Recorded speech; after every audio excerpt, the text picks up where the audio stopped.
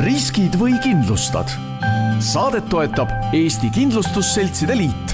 Loe lähemalt kindlustame.ee. Tere head vaatajad ja kuulajad, riskid või kindlustad saade taas eetris ja võib öelda, et tänane saade on eriti kallis. Sellepärast, et saate teema on meil selline, mis räägib inimese kõige kallimast varast ja loomulikult on see tervis.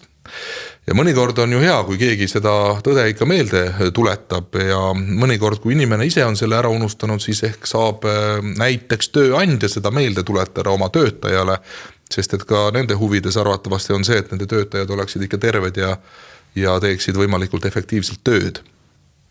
Marleen Otas, Compensa elukindlustuse ärikliendi müügiarendusjuht, tervist. Tervist. Ja Janika Lüüs-Likk, kes on Ergo ravikindlustuse riskijuht. Tere. Tere, tore näha teid siin. Saatejuht on Tanel Talve, olgu see siis ka öeldud. Ja saate teema tõepoolest siis on meil tööandja tervisekindlustus, on selline asi täitsa olemas. Kõigepealt küsin, et kui paljud veel peale meie 3 nüüd teavad, et selline asi olemas on? Ehk siis, kui populaarne see toode on Eestis? Ma arvan, et juba mõned võiksid teada, aga tegelikult... Et üks mees on veel. Jaa, kindlasti üks veel, aga kui võtta niimoodi, et kes üldse ei ole kuulnud, siis nende inimeste hulk on ikka tundub ka päris suur. Et hiljuti siin tegime sellist lõbusat tänavaküsitlust CV Online'iga koos ja küsisime, et kas sa tead, mis on ravikindlustus, tööandja ravikindlustus just sellest vaatast. Ja üllatavalt palju ikkagi tuli selliseid küsimärke, et tõesti tegelikult ei tea, mis see on. Nii et kindlasti neid inimesi on, kes teavad, kindlasti suur osa veel ei tea ja paljuski see on seotud sellega, kas ma olen sellega juba kokku puutunud või mitte, kas tööandja mulle seda on pakkunud, kas ma olen võib-olla kuskilt lugenud, et hästi palju on seotud sellega. Nii et teadlikku elementi võiks, kui nii võib öelda, nende inimeste kohta võiks olla mõlemal pool, nii töötajate seas kui ka tööandjate seas, sest ma ei ole päris kindel, et ka kõik tööandjad üldse kursis on, et taoline asi on võimalik. Või ma eksin, et kõik tööandjad teavad, et nad saavad oma töötajaid kindlustada? Ma arvan, et sa ei eksi, sellepärast, et on ju erinevaid tööandjaid, võib-olla on mõned teemad olulisemad, millega tegeleda ja siis paraku selline töötaja hüve ja täiendavate hüvede pakkumise pool võib-olla jääb nagu järjekorras teiseks, 3, ei oska öelda. No tegelikult, kui ma nüüd võtan enda, kui siis ütleme töötaja seisukohast, et siis ma võin ju mõelda seda viisi, et ma reeglina olen palgal ja juhtumisi veel ametlikult, et siis järelikult on minu eest kõik need maksud makstud ja puha ja sellisel juhul on mul ju olemas ju see riiklik tervisekindlustus, et mis pärast mul üldse peaks vaja minema mingisugust tööandja tervisekindlustust veel lisaks. Et see on ainult teie ettevõtete siis ütleme kasumi suurendamiseks, jah? Pigem siiski mitte. Et mina olen seda meelt, et täiendav tervisekindlustus aitab tänasel päeval eriti sellistes tingimustes, kus riik on nagu üsna hädas selle, kuidas ma siis ütleksin, tervishoiuteenuse pakkumisega üleüldisemalt, et see on väga suur täiendus ja vajalik selleks, et tööandja võib-olla saaks isegi oma töötajast viimast võtta, see siis tähendab seda, et ta jõuaks tervena tööle igapäevaselt ja kõik oma tervisemured saaks lahendatud nii kiiresti kui võimalik. Ja see kindlasti vähendab ravijärjekordades ootamist, võib-olla ka seda teenuse üleüldist kättesaadavust, lisaks annab väga palju muid boonuseid ja on kindlasti kasuks nagu mõlemale osapoolele. Kui nüüd täpsustada natuks, et mis kasu sellest siis tööandja saab ja mis kasu töötajad saavad, et enam-vähem mina aiman, et elu muutub paremaks mõlemale, aga kordaks veel üle siis ikkagi, näiteks võtame tööandja siis kõigepealt, et meid kuulavad praegu tööandjad kindlasti ja vaatavad, et nad hakkaksid siis mõtlema selle peale. Miks nad peaksid üldse mõtlema sellise asja peale? Ma tööandja vaadet võib-olla kommenteeriks tõesti niimoodi, et ega iga tööandja soov on, et tema töötaja käiks ikkagi tööl nii, nagu on kokku lepitud. Samamoodi ma arvan, et iga tööandja ikkagi hoolib oma töötajatest ja tahab, et nad saaksid oma tervisemurele kiire lahenduse.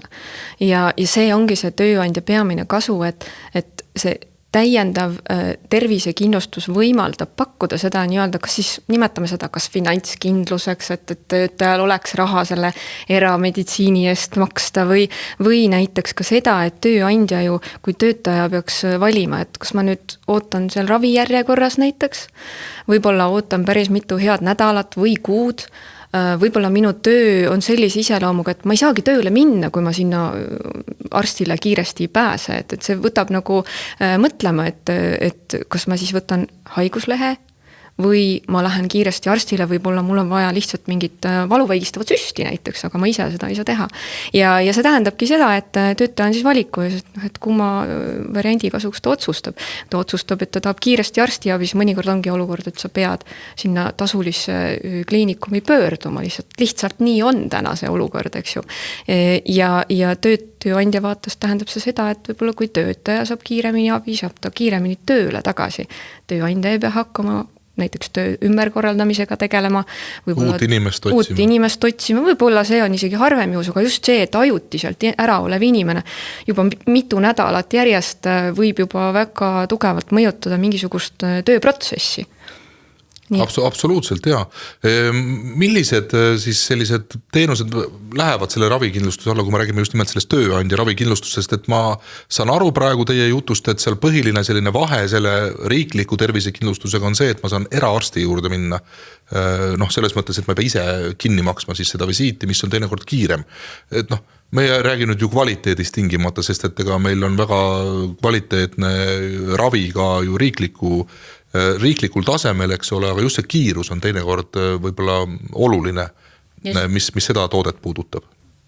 No valikus on meil kõik võimalikke teenuseid, mida me hüvitame, et olgu selleks siis ambulatoorsed vastuvõtud, eriarsti vastuvõtud, siin eelkõige siis statsionaarne ravi, hambaravi, optilised vahendid, taastusravi, vaktsineerimine, profülaktika ehk ennetamine, et ma usun, et sinna paketti saab panna igasuguseid teenuseid, mis parasjagu kas siis seda töötajat ise ennast kõnetab just nimelt tema tervisemurede lahendamise kontekstis või siis ka nagu tööandja kõnetab, et hoida oma töötajate tervis nii hea kui vähegi võimalik. Ja samas tulles tagasi eelneva küsimuse juurde, et ma üldse ei alahindaks ka seda poolt sealt, et tööandja tahab olla ju tänapäeval selline hea tööandja ja hoolitseda oma nende töötajate eest. Ja juhul, kui ta juba seal töötaja värbamisprotsessis on teada, et pakutakse ka tervisekindlustus, siis tegelikult need tööle kandideerivad inimesed nagu väärtustavad seda poolt sealt ka. Need tööandjad ei ole teile kuidagi kurtnud, et niigi need tööjõukulud on ju nii suured, eks ole, kõik maksud, mis sa pead ära maksma, kui su inimese tööle võtad. Ja nüüd tuleb veel mingi lisamaks. Et tööandjad, kes meid täna siin vaatavad või kuulavad, saaksid aru, et mis kulu see kuidagi talle siis tekib või saab seda kuidagi niimoodi keskmiselt öelda. Ma saan aru, et see on väga erinev ettevõtteid pidi, aga on see mingi selline väga hull pauk siis ettevõtte kasumile? Tänases selles maksusoodustuse süsteemis ikkagi me kipume jäädma sinna 400 euro kanti ikkagi, millega tööandjal üldiselt tuleb arvestada. 400 eurot. See on nii-öelda see maksuvaba piir on meil seal maal. Tihtipeale ikkagi tööandja lähtub sellest piirist, mis on seotud erisoodustusmaksuvabastusega. Täna on see 400 eurot aastas ühe töötaja kohta, ravikindlustuse makse suurus, mis on erisoodustusmaksuvabastusega ja üldiselt tööandjad üritavad sinna piirmäärasse jääda. On üksikuid tööandjad, kes ka on nõus seda ületama, aga siiski valdav enamus on selline, kes sinna 400 euro siis püüavad ära mahtuda. Aga kui nüüd tuua, et eriti selge oleks, mida selle 400 euro eest siis saab? Et on see juba selline mõistlik asi siis või põhimõtteliselt kui mingi juhtum on, et siis nagu ei saagi midagi, et oled lihtsalt 400 eurot maksnud või? Ma arvan, et see 400 eurone pakett eriti tingimustes, kus sul neid töötajaid on nii-öelda palju, kõikide inimeste riskid liidetakse kokku ja siis pakutakse seda paketti on üsna selline märkimisväärne. Ma usun, et seal saavad kaetud inimeste suuremad tervisemured, aga kui vaadata jälle seda kahjude poolt, siis minu meelest see näitab väga selgelt, et inimeste kõige suuremad kulutused lähevad tänasel päeval hambaravile, järge võtavad siis need nii-öelda masseerimised ja igasugused taastusravid, siis ka ambulatoorne vastuvõtt ja siinkohal isegi ma tooksin sellise näite, et kui varasemalt oli meil visiiditasu eriarsti juurde 5 eurot omaosalus, siis tänasel päeval on see tõusnud 20 euroni. Kui see 5 eurone arve nagu meie kahjukäsitlusest võib-olla väga märkimisväärselt läbi ei käinud, siis ma ütleksin, et see 20 eurone arve juba käib küll. Ja kui me nüüd võtame selle, et eriarsti vastuvõtutasu on keskeltläbi, teeme 100 eurot, et siis on hea kindel. Siis on niimoodi, et tervisekindlustus hüvitab sellest keskmistes pakettides, ma ütleksin 80 eurot ja 20 eurot jääb inimese enda kanda, aga siin juba väga märkimisväärne vahe tuleb sellest, et see inimene saab sinna arstile minna sisuliselt homme, ma ütleks, välja arvatud see, et ta ootab seda aega pool aastat. Jaa, eks see teema on meil ühiskonnas päris laialdast küsimusi tekitanud, et mis moodi see süsteem siis nüüd nii on, eks ole, et kui ma maksan, ma saan kohe ja kui ma tahan oma selle maksuraha eest, ma ka ju olen maksnud, ega ma ei ole seda tasuta ju saanud, see on ju minu maksude eest ju tehtud, siis ma ei saagi, enne kukub jalg otsast ära, kui ma kirurgini jõuan ükskord. Aga see ei ole selle saate teema, kuigi samas jälle on ka ju sellepärast, et selleks ju see toode ongi mõeldud ka teile, et seda olukorda natukese leevendada.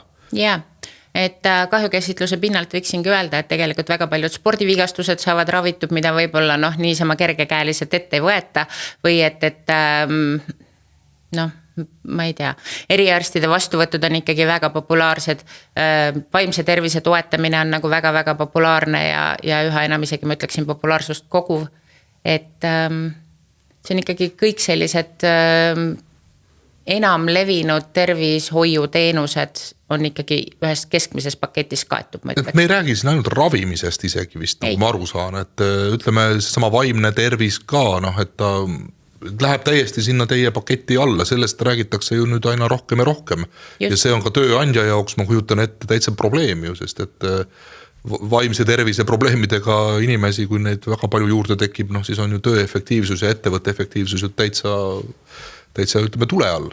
Ja ma isegi lisaks võib-olla selle, et need inimesed, kes külastavad võib-olla aastas korra 2 psühholoogi, et nende osakaal on ikkagi selline suhteliselt väike, ma ütleks, aga need inimesed, kes tarvitavad igapäeval vaimset tervist toetavat ravimeid, nende osakaal on nagu päris suur ja võib-olla selle vaimse tervise toetamise alt nende ravimite hüvitamine on täpselt samamoodi nagu väga-väga oluline, et inimene saaks anda oma maksimaalse panuse töö juures ja see ei tähenda ainult seda, et ta oleks nii-öelda kontsentreeritud, vaid see tähendab ka seda, et tal on võib-olla kvaliteetne uni või ATH kontrolli all.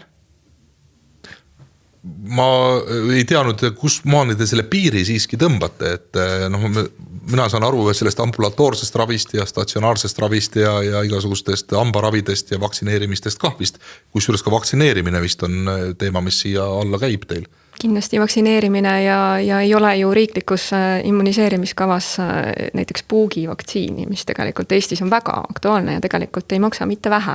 Just kui esmakordselt seda minna tegema, siis võib päris 100 eurot kuluda selleks, et esimesel aastal see vaktsiin saada siis lõplikult kätte, et ta ka toimiks, eks ju. Aga lisaks ka ei saa ära unustada seda hambaravi poolt, eks ju, et seal olukord on võib-olla natukene paremaks läinud, et võib-olla Tervisekassa poolt on seda tuge natuke juurde tulnud, aga me ikkagi näeme, et ikkagi hambaravi kulutusi üsna aktiivselt endiselt tehakse ja küsitakse ka hüvitist, et see hambaravi teenus on ikkagi Eestis päris kallis ja eraravikindlustus seda kenasti katab. Et ma arvan, et see on hästi tugev panus küll selle eraravikindlustuse poole pealt kogu siia tervishoiusüsteemi. Kas sinna hulka kuuluvad ka, ma ei tea, mingid sellised suuremad tervisekontrollid, et mingi selline audit tehakse mulle, et ta ei ole ravi, aga ta on nagu sellise ennetamise mõttega. Jaa, kindlasti. See ju ka maksab, ega see tihti peale päris nii ei ole, et lähen ja tehke mulle. Ja. Just, ja kui me eemaldame näiteks tõesti tänases pildis üldse selle eraravikindlustuse, siis ega siis need teenused tegelikult jäävad ju alles ja inimesed ikkagi tarbivad neid, aga mida eraravikindlustus siin just annab, ma enne mainisin seda finantsilist kindlust, et võib-olla sellise väiksema sissetulekuga inimene, kui ta seda eraravikindlustust ei oleks, siis võib-olla ta ikkagi käiks nii aktiivselt oma tervist siis võib-olla kiiremas korras ravimas, aga võib-olla ka tema see tähelepanu oma tervisele tõuseb selle kaudu, et ta teab, et tal on selline kaitse olemas ja nagu sa mainisid, et tegelikult see ennetus on ka hästi oluline. See, et ma soovin oma tervist kontrollida ja see, et tööandja poolt pakutava hüve kaudu ma saan selle kulu kaetud, on, ma arvan, ka selline asi, mis toetab just tervise edendamist üldiselt Eestis. Seda ohtu ei ole, et te hakkate hüvitama selliseid, mitte siis otseselt tervisega seotud asju, vaid ma ei tea, heaolu teenuseid. Ma ei tea, tuleb mul ükspäev mõte, et ma ei saa oma tööd enam edasi teha, kui ma ilusüste ei saa kohe kätte ja homme. Et kas selline asi põhimõtteliselt läheb ka siis sellise toote alla või? Ja kus see piir jookseb siis? Kuskil peab piiri tõmbama ju ometi. No võt, nagu enamus asjadega on niimoodi, et ma ütleks, et eks see oleneb väga palju võib-olla inimeste teadlikkusest, mida nad saavad enda jaoks ära teha ja mida mitte, aga kui me räägime puhtalt sellisest esteetilisest poolest ja ilu poolest, siis ma ikkagi ütleksin, et need teenused on välistatud. Aga kui me räägime nüüd jälle võib-olla natukene täpsemalt numbritest, siis minu meelest oli kuskil väga ilusasti välja toodud, et keskelt läbi iga inimene lisaks riiklikule ravikindlustusele tehtavatele tervisekulutustele hüvitab või tähendab, kulutab keskelt läbi mingi 22-23% kogu tervisele tehtavatest kulutustest aastas, mis siis on nagu päris märkimisväärne summa ja see küündib tegelikult laias laastus 500 euroni peaaegu. Et see ongi nüüd see pool sellest eraravikindlustusest, mida me siis nagu kasutame selleks, et inimene ei pea ise neid kulutusi kinni maksma, vaid kindlustus tuleb talle siinkohal appi. Ja päris nende ilusüstidega ma ikkagi kaugele ei purjeta. Aga ma olen seal kõige esimene seal vastuvõtu lauas ja ma pean hea välja nägema ja seda kindlasti. Mul on vaimne tervis on ohus ja siis pead ikka kinni maksma. Jaa, paraku need heaoluteenused ja iluteenused, kosmeetilised probleemid, et need paraku tavaliselt jäävad kindlustuslepingust välja ja seda põhjusel, et ikkagi me tuleme tagasi selle kulu juurde, mida tööandja on nõus täna panustama, see on see sama 400 eurot kindlustusmakset ja kui nagu valida, et kas nagu keskenduda siis selliste nagu meditsiinilised näidustused, kus on tõesti inimene, ta ei saa muud moodi eksisteerida, kui ta seda tervise siis kliinikut ei külasta, et tal on mingisugust reaalset ravi või abi vaja. Et see olukord versus siis see, et kas ma näen parem välja või mitte nii parem välja, et võib-olla nagu tänases seisus ütleks küll, et pigem need kosmeetilised iluprotseduurid jäävad nagu kõrvale, et keskendume sellele, kus nagu king kõige rohkem pigistab. Nii et minu käest küsitakse ka mingit arstitõendit või midagi või et kui ma massaaži lihtsalt niisama ei lähe vist ju või et sul on vaja ikkagi mingil, ma ei tea, ravi või taastusravi mõttes minna massaaži või et kuidas need olukorrad siin? Jah, massaaž on selline huvitav teema, et Eestis on ta natuke selline reguleerimata, et kus see piir täpselt siis lähebki, et kas ta on nüüd heaolu või ta on siis selline sinu töövõimet säilitav või parendav. No ennetav ka tegelikult, sest ega me ju võib-olla liiga palju räägimegi ka ühiskonnas ju ravimisest, aga liiga võib-olla peaks rohkem ikka rääkima ka ennetamisest, et ravida on ju kindlalt kallim kui ennetada. Nii et sellepärast ma natuke siin intrigeerin neid näiteid tuues, et kus maalt see piir jookseb, eks ole, et aga ma arvan, et see sama 400 eurot, muideks see 400 eurot on nüüd mis ajaühikus või inimese kohta või? Ta on 400 eurot on siis kindlustusmakse aasta kohta. Aasta kohta. Aga hüve selle eest saab ikkagi kordades rohkem. Ikkagi me räägime tuhandetes eurodes.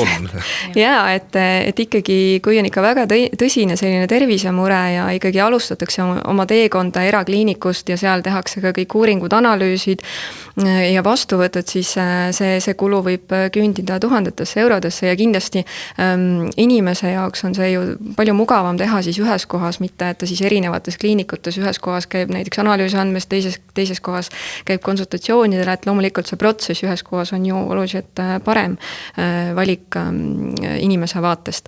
Nii et jah, et see kulu võib mõnikord olla üsna märkimisväärne ja kui see tipneb mõne operatsioonivajadusega, siis võib siin näidisena vaadata neid hinnakirju, et mitu tuhat eurot siis mõni operatsioon tänapäeval maksab ja kui inimesel on valida, et kas ma siis näiteks songa operatsioon, mitu aastat inimesed istuvad täna songa operatsiooni järjekorras, et isegi kriitilised inimesed peavad seda aega ikkagi ootama.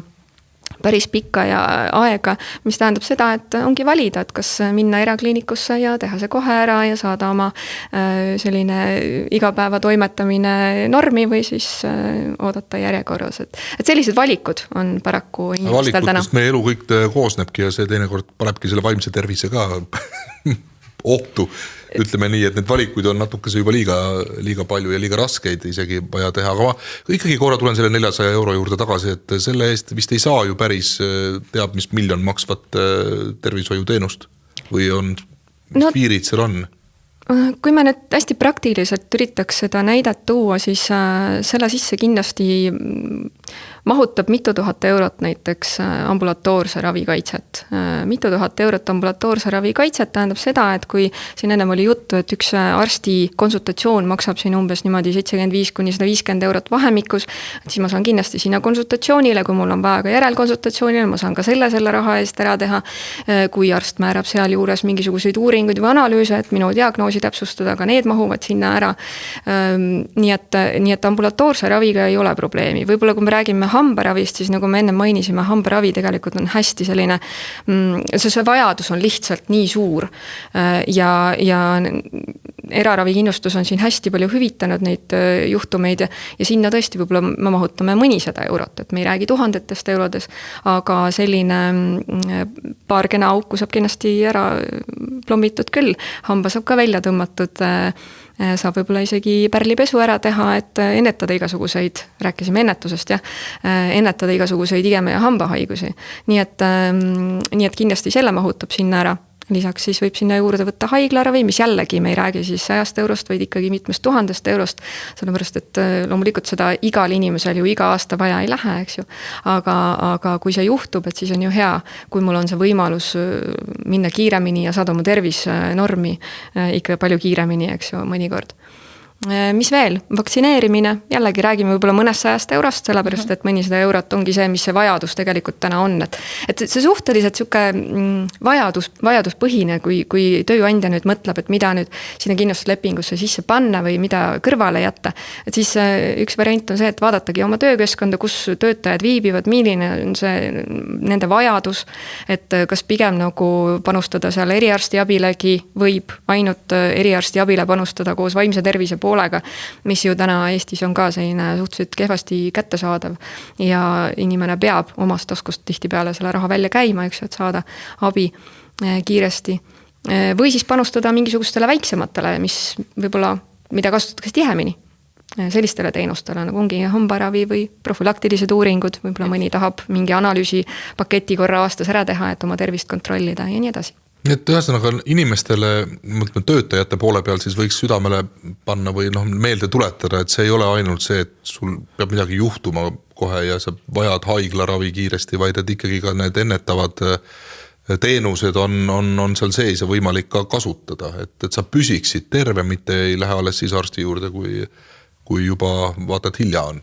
Just, ja ma arvan, et hästi oluline on nagu töötaja vaatest ka see, et kui ta tahab nagu tõsiselt selle sportimisega tegeleda, et siis tal on nagu võimalus seda teha nii-öelda tasuta joostes võib-olla ümber oma kvartali, ta võib võtta 20 eurose, muidugi loomulikult ka kallimaid spordiklubi pakette on olemas, aga et siin on nagu see mõttekoht, et kas mul on nagu iga kuu lihtsam maksta seda 20 eurost spordiklubi raha versus see, et mul on vaja osta prillid, mul on vaja teha võib-olla hambad korda, mul on vaja käia mõnda eriarsti vastuvõtu juures ja nagu need asjad on, et nad kipuvad pigem juhtuma korraga kui nii, et mul on aega planeerida. Et siis tervisekindlustus on kindlasti nagu rohkem abiks ja meie ettevõtte viis hiljuti läbi siin ka Norstatiga koostöös ühe küsitluse ja sealt selgus tegelikult nagu väga hästi see, et kuidas see oli üle 30% töötajatest eelistas ühe hüvena tööandja motivatsioonipaketis tervisekindlustust ja kui oli valida kas sporditoetus või tervisekindlustus, siis see oli suisa 76%, kes oleks valinud tervise.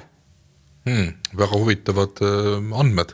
Just, et selles mõttes on see ikkagi selline nagu hea alternatiiv ja üleüldiselt on nii, et tasub ka mõelda selle peale, et teatud ettevõtete juhid võib-olla ütlevad, et oi, et me tegeleme ennetusega ja pakume siin seda sportimise võimalust, aga et väga paljudel juhtudel on niimoodi, et inimesed võib-olla ei spordi, aga tervisega me peame nagu ilmtingimata tegelema, et siis see annab ka nendele inimestele võimaluse midagi oma motivatsioonipaketti saada, mida neil nagu päriselt vaja läheb. Heakene küll, ma olen nüüd sellise toreda tööandja juurde sattunud, mul on ta pakkunud välja siis sellist asja, nagu see teie toode on ja midagi nüüd ongi, ma ei tea, kas siis juhtub või peangi kasutama siis seda kindlustust, et mis moodi siis ütleme nii-öelda protseduuriliselt see asi käib, et kas ma lähen sinna eraarsti juurde, maksan oma 100 eurot selle visiiditasu ise ära ja siis kuidagi takka järgi saan või kuidas see protseduurika käib, et on see inimese jaoks, kes abi vajab see pool lihtsaks tehtud või tal tekivad uued mured, vaimse tervise probleemid kogu seda kadalippu läbides? Eks siin on hästi oluline vaadata, et kas näiteks kindlustusseltsil, kes selle lepingu on siis sõlminud tööandjaga, kas tal on olemas näiteks mõni meditsiinipartner. Ja esmajärjekorras ma arvan soovitakski vaadata, et äkki seal on juba spetsialist, mis sobib, pakkudes teenust, mida just parasjagu vaja on, ja kasutada neid meditsiinipartnereid, ehk siis pöörduda meditsiinipartneri juurde, tavaliselt on need meditsiinipartnerid kindlustusseltsi kodulehel, sealt näiteks vaadata, kas sobib ja kui pöörduda siis meditsiinipartneri juurde, siis on hästi lihtne, et lihtsalt tuleb mainida, et mul on ka eraravikindlustus sellise setsi poolt ja saab siis juba kulu kuidagi kuidas siis öelda, jagada 8, et tavaliselt tänapäeval me oleme jõudnud sellisesse maailma, kus on oma vastutus, lepingus on mingisugune protsent, et tõesti, et kui 20% on oma vastutus, siis ükskõik mis teenust tarbida, siis see 20% sellest raviarvest alati töötaja endaga. Kas antud juhul, kui me räägime tööandja tervisekindlustusest, maksab selle oma vastutuse tööandja või töötaja? Ikka töötaja, jah. Ikka töötaja, see jääb tema ikka, jah. Lihtsalt, et see kuluosa on siis väiksem, kui ilma kindlustuseta olukord oleks. Ja kui siis siin on meditsiinipartneri poole pöördutakse, öeldakse, et jah, mul on eraravikindlustus, soovin kasutada kindlustust, siis kontrollitaksegi, et leping oleks kenasti kehtiv ja siis sellest, võtame selle kõige lihtsama konsultatsiooni näite, et konsultatsiooni tasu 100 eurot, väga hea ümmargune number arvutamiseks, et 100 eurot, siis 20 eurot makstakse sellele raviteenuse osutajale ja 80 eurot esitab raviteenuse osutaja juba arve kindlustusseltsile. Aga see teine näide, mis sa tõid, on ka tegelikult täiesti võimalik, et me kindlasti ei käsi sellel kindlustatud isikul kasutada ainult siis seltsi meditsiinipartnerite võrgustikku. Et tegelikult... Kui garantii aega ka ei ole enam endal, siis ei pea minema ametliku esindajana. No üldiselt, et jaa, kui sa niimoodi paralleeli soovid tuua praegu. Ei, mul oli paralleeli juhtu käigus tekkis selline mõte, kas ta mingi nii-öelda alternatiivmeditsiini arveid kinni maksata ja lähen mingi nõia juurde, usun, et teeb pilt terveks, miks ma ei võis, see nõid saadab teile arve ja jälle kõigil on tore. Ja see alternatiivmeditsiin on ka huvitav teema, et selleks võiks eraldi saate teha, aga jah, et tulles tagasi küsimuse. Partner, ta ei pea ametlik partner teil olema, aga ikkagi ta peab olema kuidagi tunnustatud siis või ma ei tea. Ja meditsiiniteenuste osu luba oma ettevõtte. Tegevusloastatud ettevõtte, ja aga, et kui siis minna mõne sellise meditsiiniteenuse osutaja juurde, kliinik või siis mõni füüsiline isik, füüsilist isikast ettevõtja, massööre on näiteks sellised palju, eks ju. Et siis tuleb ikkagi kõigepealt veenduda, et sellel teenusepakkal on see tegevusluba, et täpselt nagu ongi, et ettevõtte registris on, et on raamatupidamine tegevusala, aga pakub muuhulgas mingeid muid teenuseid. Et tegelikult see tegevusala on hästi oluline, et tuleb ikka jälgida, et ettevõtte või teenusepakkuja omaks seda tegevusluba või kutsetunnistust, näiteks kutsekoda.ee on lehekülg, kus saab näiteks kontrollida kutsetunnistusi ja siis saab ise maksta selle teenusest ja esitada hüvitistaotluse, nii nagu tavaliselt kindlustuses see käib, esitada hüvitistaotluse saab kahtepidi, kas kodulehelt või siis mobiilirakendusest näiteks tänapäeval on mugavaks tehtud ja sinna juurde siis nüüd tuleb võib-olla paar korda see protsess ise läbi teha, sellepärast et on teatud reeglid. Sest kui me räägime kindlustuslepingust, siis mida kindlustusselts peab kõige ennem tegema, kui juhtub kahju? Tuvastama, kas on tegemist kindlustusjuhtumiga, kas mina seltsina saan selle hüvitada nüüd või mitte. Ja selleks siis tuleb paar dokumenti kindlasti lisaks esitada. Et konsultatsiooni puhul üldiselt võib-olla isegi ei olegi mingit keerulist protsessid, saadad raviarve, seal on näha, mis teenust sa kasutasid, mis kuupäeval, kes osutas, mis summas, kellele. Kõik see on seal kenasti kirjas, aga näiteks kui me lähme uuringute juurde, et nagu me enne mainisin, meditsiiniliselt näidustatud uuringud, et mitte see, et ma ise soovin neid, et kui ma ise soovin, see on natuke lihtsam, aga just, et saate kiri. Et ikkagi ka eraravikindlustuse eesmärk on jälgida seda, et inimene hakkaks ise nagu suvaliselt käima erinevate arstide juures. Ise diagnoosi doktor Google'i juures panema ja siis otsustama, et mul on nüüd seda kindlasti analüüsi või uuringut vaja. Vaid et me ikkagi suuname ka enda kliente arsti poole pöörduma esmalt, et tuvastada, millist asja, mingit analüüsi, uuringut, taastusravi protseduuri on reaalselt vaja. Et siis näiteks see saatekiri sinna juurde lisada. Prilliretsept. Meil on erinevaid lepinguid võimalik sõlmida. Üks tingimus näiteks, et sul peab olema see nägemisteravus muutunud selleks, et ma kindlustusseltsina saaksin sulle selle hüvitada. See tähendab, et mul on vaja prilliretseptil näha, et sul tõesti see nägemisteravus nüüd on muutunud ja sa vajasid prille. Aga prillid on täitsa teema siis antud juhul ka. Et selle peale võib-olla ka paljud ei tulegi üldse. Ka kontaktläätsed ja tegelikult silmalaseroperatsioonid nägemisteravuse parandamiseks. Ahaa, see on küll huvitav uudis, see maksab päris palju. Jah, aga et see ongi niimoodi, et kindlasti ei lähe kogu see operatsiooni kulu nüüd tervisekindlustuse kanda, oleneb muidugi limiitidest, et inimese oma osalus on kindlasti väga suur siin kohal, aga et kindlustus mõnevõrra tuleb appi. Aga kas siis see oma osalus on nii-öelda toodete põhiselt erinev või on nii, et mul on oma osalus, ma ei tea, mis see 400 eurot siis sisaldab, palju see oma osalus on tavaliselt? No lepingud on väga erinevad, need olenevad väga palju sellest, et kui palju neid kindlustusjuhtumeid on registreeritud, millised on välja makstud hüvitised selle poole pealt, aga et ma arvan, et kesketläbi võib öelda, et 20% juures me ikkagi seda oma osalust laias laastus ikkagi hoiame. Et on lepinguid, milles on see väiksem, võib olla lepinguid, milles on see number suurem, aga et mingi abi sellele kindlustatud isikule ikka. No jah, eks siin tulebki hakata kalkuleerima, eks ole lõpuks, et kui siis see juhtum on, et ma pean oma osaluse päris suure maksma veel, et siis palju sellest kõigest on. Okei, kiirus ja tihti on see kriitilise tähtsusega, et sa saad kiiresti ravida. Aga meil on väga hea, et meie saate eesmärk ongi harida inimesi ja tuua neid näiteid, et oleks natukese paremini aru saadav, et millest me siin üldse räägime, nii et ühesõnaga selle dokumentide jutu lõpetuseks, et mingit väga keerulist kadalippu siin tegelikult läbi käima ei pea, et need asjad on ka ju tänapäeval, mis kujutab digitaalselt ja ei pea jooksma ühe paberiga template küsima ja siis teisega teise. Absoluutselt, kõik on kättesaadavad üldiselt terviseportaalist, kindlustusseltsil sinna ligipääsu kindlasti ei ole, sellepärast me olemegi olukorras, kus me peame meie kliendil paluma need dokumendid esitada täiendavalt. No tegelikult ma olen kuulnud ka sellist juttu, et nii, nüüd teie pakute seda tervisekindlustust ja tööandja siis teeb ja siis eraarstid, eks ole, ja asjad ja teie süül on siis nüüd ära võetudki ressurss, arstide ressurss ühesõnaga Eestist.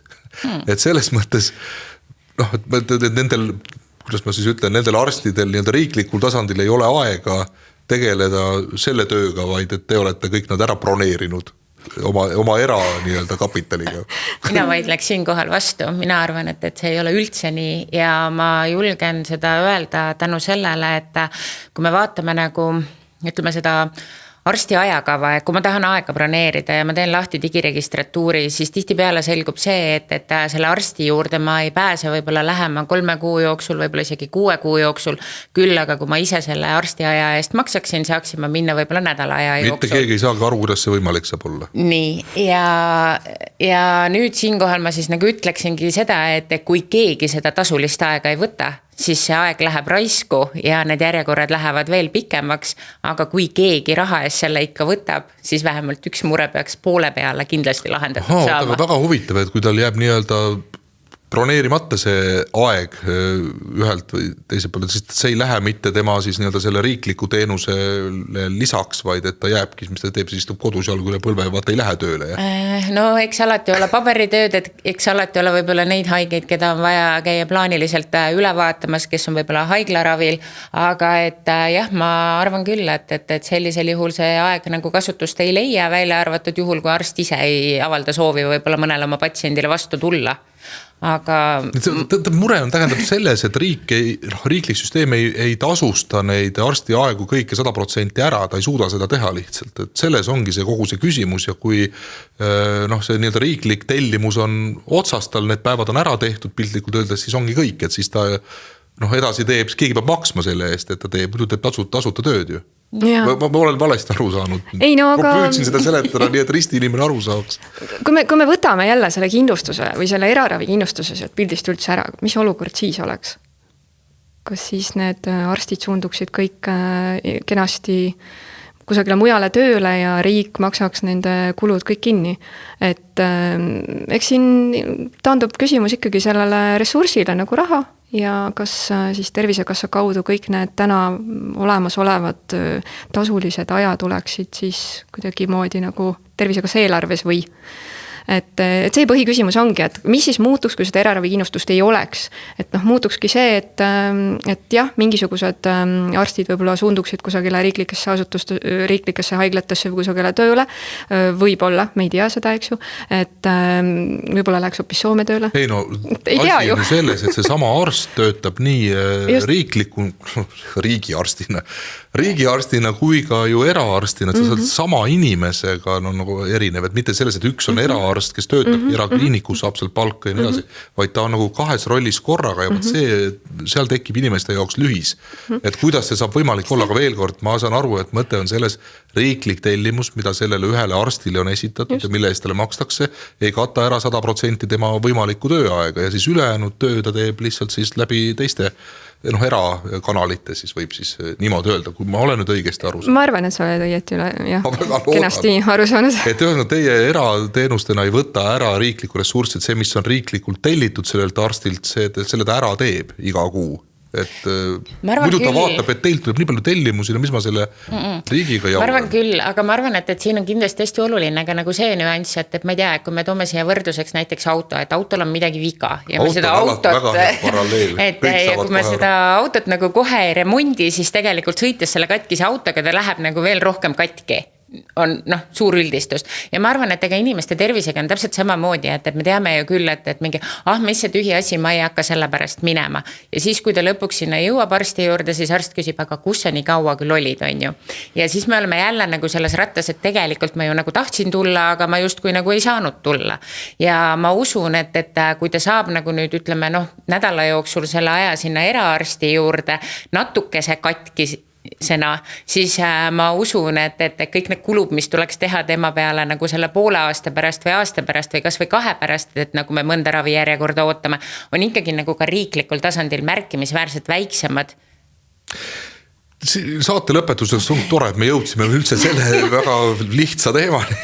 Võib öelda, et ma ei usu, et ikkagi kõik veel täiesti aru said, miks pagan meil need asjad nii on, aga mitte naa. Aga kas teie oma praktikas näete, et äkki võikski üldse meie kogu see süsteem olla teistmoodi? On ju palju riike, kus mingit riiklikku kindlustust ju polegi. Ei ole mõnel pool ju pensionid ka, et sa peadki ise koguma, ise hoolitsema selle eest. Äkki peakski täitsa ära lõpetama, ma ei maksa mingit sotsiaalmaksu üldse ja olengi ainult nii-öelda erameditsiini peal, sest neid riike ja neid näiteid on ju oigu palju tegelikult ju, et ega neid riigi poolt pakutavaid asju siin nüüd alati, see ei ole iseenesest mõistetav maailmas. Et kuidas teil tundub, et ma saan aru muidugi, teil on enda huvid, eks ole, et võikski kõik olla võib-olla võib-olla siin oleks võib-olla ikkagi õigem nagu taandagi nagu isiklikul arvamusele selle vastuse, sellepärast, et mulle ei tundu see väga hea nüüd ühe mingisuguse suhteliselt toimiva süsteemi totaalse nagu väljavahetamise noh, see ei tundu nagu mõistlik. Sellepärast, et me ei saa ju öelda, et täna meil ei toimi asjad. Lihtsalt meil on mingisugused kitsaskohad, mis vajavad lahendust. Ja kui Tervisekassa poolt vaadata, siis kindlasti seal ka tehakse igasuguseid praegu saneerimisi ja analüüse, et kuidas ikka veel paremini ikkagi toimetada, eks ju. Et mitte paremini toimetada, kuidas senist olukordagi suudaks hoida, sest et ega meil demograafiline olukord ja kogu see pool ka, mis pensionid peale mina saan lootasin, kui ma pensionile ükskord jään, millal see iga üldse tuleb mul, kas ma elan üldse nii kaua, kui see iga tuleb. Ja teine asi on see, et ei ole ju enam töötajaid, kes oma maksudest ju neid pensionäre üleval peavad, et siin tulebki ikkagi ju olla ettenägelik, mõelda, mis siis saab ja see inimeste oma panus võib-olla oleks ikkagi vaja meelde tuletada. Ma olen kogu aeg mõelnud selle peale, et kui ma seal nii-öelda riigi poolt arstiabi saan, et iga kord antakse mulle arve, ma ei pea seda küll ise maksma, eks ole, nagu ma tavaliselt ju ei teegi, maksan oma selle 20 eurot nüüd täna ära, eks ole, visiiditasu, aga see operatsioon, mis mulle tehti, ma ei kujuta ette, palju see maksma läks tegelikult. Et kui ma seda tšekki näeks iga jumala kord, siis ma hakkaks äkki rohkem aru saama, et kui palju minu peale tegelikult kulub, kui ma olen käinud arsti juures. Et see võib-olla aitab natukese neid asju siin selgemaks inimestele teha.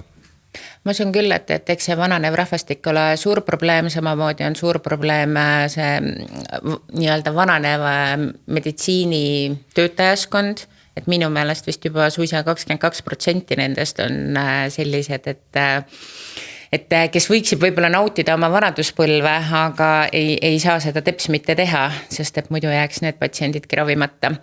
Aga tõsi, et üleüldiselt võib öelda, et Eesti inimestele nagu meeldivad tasuta asjad, nad on harjunud neid saama ja kui neid sellest ilma jätta, siis see tekitab nendes pahameelt, aga ma ei usu, et selliseid muudatusi saab ka teha üle öö, vaid et nendega ongi vaja minna nagu järk-järgult, võib-olla kasvatada teises valguses neid meie praegu sündinud lapsi ja noori, et kui nemad jõuavad tööikka, et siis nende jaoks oleksid asjad teistsugused ja ma arvan, et see eraravi kindlustus on nagu väga hea puhver siin vahel, et seda teekonda ette võtta, sellepärast, et ikkagi kui tekivad sul järgmised kulutused, millele sa pead leidma oma vahendeid ja sul ei ole neid mitte kuskilt võtta, siis sa oled väga pahas seisus ja siis see tervis halveneb nagu veelgi. Ühesõnaga, inimese elu on nii nagu lapitekket või selline kihiline, et tark oleks niimoodi neid kihte hoida, turvatunde, nagu me saate pealkirigi ütleb, tõstmiseks, sest et kui üks mingil põhjusel ära peaks kukkuma, et siis on sul teine ikkagi alles, mis siin nii-öelda langevari, tagavara langevari võib-olla oleks hea näide. Saate lõppu kiire küsimus. Ma tean mingeid numbreid siin, vaatan oma targast arvutist, et meil on kindlustatud selle samase siis tööandja ravikindlustusega 64 900 töötajat. Lätis on kindlustatud sellega pooled töötajad, Eestis 10. Päriselt ongi nii. Need proportsioonid on sellised, 10 on ikka väga vähe ju tegelikult. Eks see võib-olla on ajalooline põhjus ka, et Läti on ikkagi ravikindlustust juba selles valdkonnas tegutsenud pea 20 aastat. Et tööandja ravikindlustuse ikka jah, et nendel see ajaluu on pikem. Meie oleme siin aastast 2018 aktiivsemalt selle poolega tegelenud. Aga miks see nii on? Seda ei oska mina kommenteerida tõesti, et miks see nii on läinud. Ole, te ei korjanud üles. Et kuidagi jah, ei tulnud selle peale või? Meie tegime järelpärimise oma Läti kolleegile ja meie Läti kolleeg vastas selle peale selliselt, et sellele aitab kindlasti väga palju kaasa sealne erisoodustus maksuvaba 750 eurone kindlustusmakse piirmäär. See, mis meil on 400, siis just rääkis.